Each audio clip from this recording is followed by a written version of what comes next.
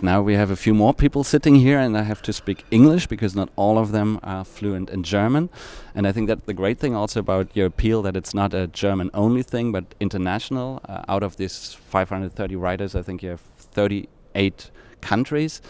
Juli, 83. I'm sorry. You see, you will always underestimate this figure, yeah. And Juli, Eva, and Elia already explained us a little bit why they did it and what they expect from the German government. And we were also wondering that the indignation was not as high as we thought. So, how is it in your countries? How do people discuss this topic? Well, I mean, there's not a public outcry either, and I find most people have been quite passive about it. I think not quite realizing what it does to the society to come under surveillance, and also there's this feeling of powerlessness. Some of the Which country are you talking Denmark, about? Yeah, I was just going to say I'm from Denmark, so now I talk first about Denmark. I live in the US, so maybe I can talk about that later. But in Denmark there's feeling, you can't really do anything anyhow. Even some writers I spoke to had that initial feeling. I said, but how do you think civil rights ever came about? How did democracy come about? How did women's rights come about? It came about because some individuals said, we're going to fight to get these rights. And of course, as Juli said during the press conference, we are not dealing with a natural catastrophe. We're dealing with something that was developed by human beings and can be changed by human beings and can be regulated like human beings. When we invented cars, we had no traffic rules. But we all follow traffic rules today, even though cars can drive much faster than what is allowed. But most people actually respect traffic rules. So we want traffic rules on the internet. It's as simple as that. The reaction in the UK has been pretty muted too, partly because there isn't the possibility of completely free press coverage there because of the government intervention through an advisory notice the day after The Guardian broke the story. And this basically said to all media outlets, don't report on this because it's a national security threat.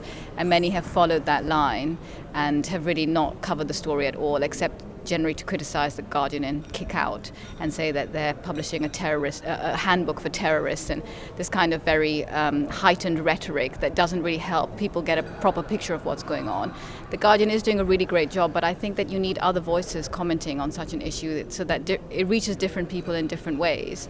And so for me, doing the appeal was a way of trying to reach out to the grassroots and to talk to people at a very personal level about what it means when their freedoms and their rights are infringed. And I hope that people who read the appeal will feel that, because the solution is not to withdraw from technology, to withdraw from the internet. This is a part of our world now, and it gives us so many benefits and advantages. It's like, I always think of it a bit like the rays from the sun. We need the vitamin D, and yet we need a sunscreen to protect us from the harmful effects of UVA and UVB. In the same way, we need a screen on the internet, and by screen I mean laws, to protect us while we use it. And so the next steps are to move towards this. When enough people sign our appeal, we have enough power behind us to go and ask those who have the power to change things so that we are protected. And what would you tell people who say that's exactly what they try to do, is to protect us, because they're not abusing all this information, they just gather it to protect the security of the citizens. They try to make us think that we live in a very world with loads of terrorist threats. What would be your answer to people who have these kind of worries? I think that protection doesn't involve watching all the time. That becomes something else. Stalking is what we call this normally. And also, we need privacy to be who we are. I think invisibility and autonomy are kind of the fundamentals of privacy. And if people have the places in which people can really be themselves are shrinking, and therefore our kind of psychology gets affected too. If we feel we're being watched, we're inhibited.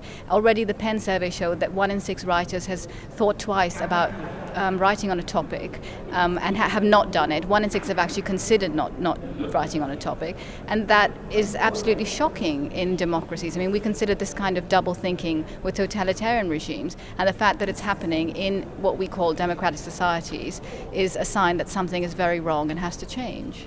May I add something? Yeah. Sorry. First, I'd like to add to this also that we don't know what can say governments will do with this information. It's always from one year to the next, and they have all this information. Regimes can change, and people start being more and more afraid of what will be in this. It can also be private things that can be used against you. That's how the Soviet Union used to find their spies, because they found information people didn't want to get out. Then they would do anything, and they had them in their grip. And that's also what is happening here. So all our most private information, and I don't believe there's any person above 16 years old who don't have something they would like to keep private. And the moment then that information is collected somewhere, someone else has a power over us. And who has access to that power, who stores it, will be in control of you.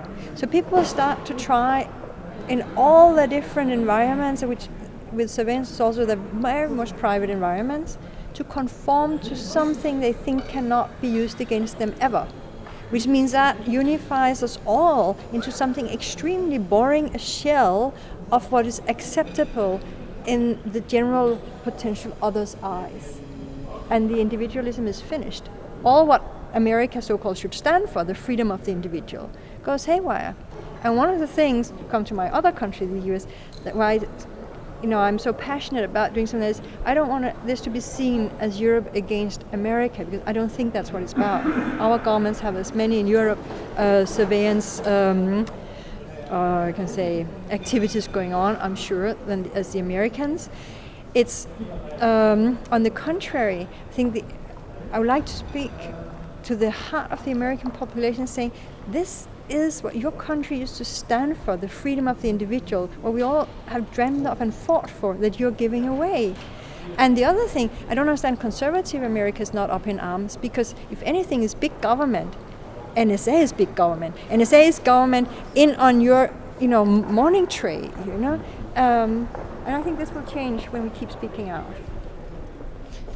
One more add to the question if raising data is contributing to our security. If you talk about security, you first of all have to define what the threat is, and we have to make clear for ourselves how terrorism functions. Terrorism is a threat claiming for itself that in that case it wants to destroy freedom or destroy democracy, but democracy cannot be destroyed by terrorists. Only we ourselves, in our reaction towards terrorism, can destroy democracy. So it's us who can decide how to react to that and with what matters. And we have to understand that we are helping the wrong side by bringing down democracy with the claim of defending ourselves. We are not defending ourselves in that system, but we are destroying ourselves. And that's one thing that really disturbs me, is that 12 years after 9/11, we are dancing to the terrorist tune in a way, because we are letting them, a very, very small group of people who are really not relevant. They are not a big risk compared to many, many other things that face us now. Right. This little group of people are dictating how we live our lives, what our values are, how our values shift. And it's, in a way, it's exactly it's beyond what they could have dreamed for. Yeah, I mean, I do agree. I can't understand the potential of abuse is so high that people don't see that. There's this trust in governments, apparently, which I don't know where it comes from. If you look in history, governments most of the time didn't serve the people, and if they have all the data, they might not do it now, but in the future. The crimes with the most victims have always been committed by governments and not by single persons. What's also quite disturbing about this is the number, in the UK and I think in Germany too, the number of government ministers who come up, even if they've been intimately involved with defense issues, saying, I didn't know this was happening. And so this kind of complete lack of accountability, even within the government sphere, is extremely disturbing. How do we make... They're lying if they say so, that they didn't know that. I don't think that's true. Well, sometimes and sometimes not. Yeah, I do think that, so. But maybe it's not even the things we are told, but a lot goes on that governments are not in control of. This I'm absolutely sure. Too. But it might be very well that those things that come out, they do know. But it is a whole power system in itself. Known, let's put it that way, at least in this country. So if someone in power says, I didn't know, he just says, I failed, because they can know. I mean, we have the gremiums to control what our secret services do. So it's also, it's a question of, if you make laws that makes it legal for your secret services to do certain things, then of course they'll do it. So then the argument doesn't hold that they didn't know, but they had opened the doors with the key. So no, they have to put laws in that are not this gray zone. As soon as we use the word terrorist, everything is allowed. We have to go back to, if you want to break into somebody's house, you need a warrant and a probable cause proven, or at least affirmed by a judge. Because going into somebody's internet searches or emails is like breaking into their house. And so it's that democratic process that must come back in work. It's interesting to me that in the US we've been through this cycle once before in the 70s with the Church Committee, which investigated the abuses of the CIA and the FBI, who were spying on civil rights activists. They were spying on Martin Luther King. They were trying to, what the Stasi would have called Zersetzung. This all came out in the 70s and the Nixon wiretapping and so forth. And so the Senate had a committee called the Church Committee to investigate this. And they produced a very long report, which is also still very interesting and very relevant reading, very eloquent also about the value of privacy. And it was on the basis of the recommendations of the Church Committee that, for instance, the FISA courts were established, which at that point were supposed to be an oversight for the process of wiretapping. They were supposed to issue the warrants in a transparent fashion. But at this point, these FISA courts are not operating transparently. They are not operating really with oversight. They're just basically a rubber stamp. And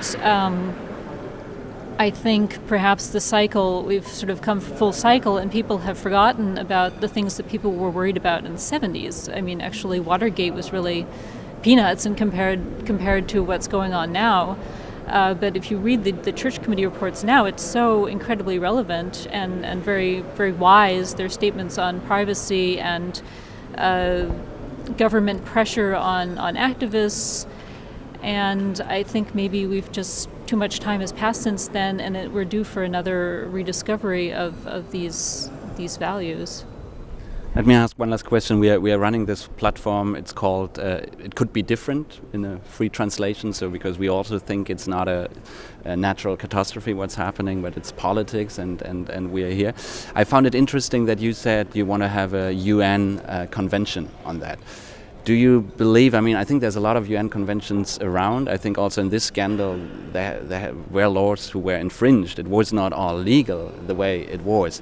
So do you think it can only be different by having the UN convention, or what do you think has to change so that it is different? I can talk about the UN. I used to work before I became a full-time writer in the UN.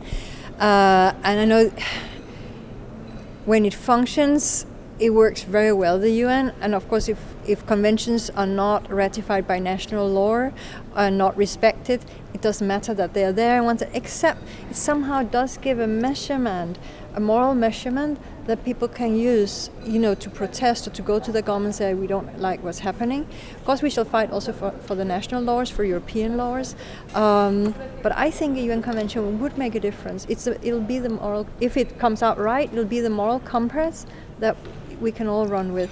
And for the moment, I'm not sure a lot of what is happening is actually legal because of those terror laws. They are opening such a wide grey zone area. We had actually the problem when we were formulating the appeal.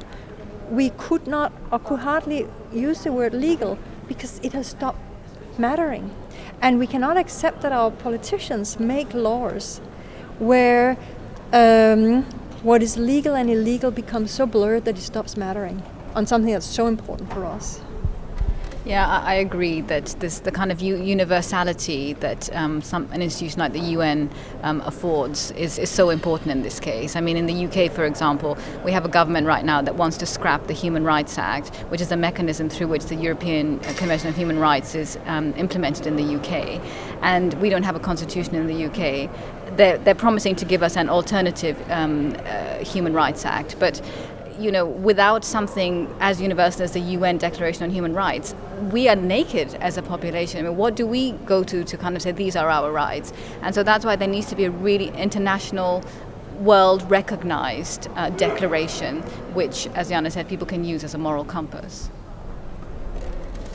I'm fine.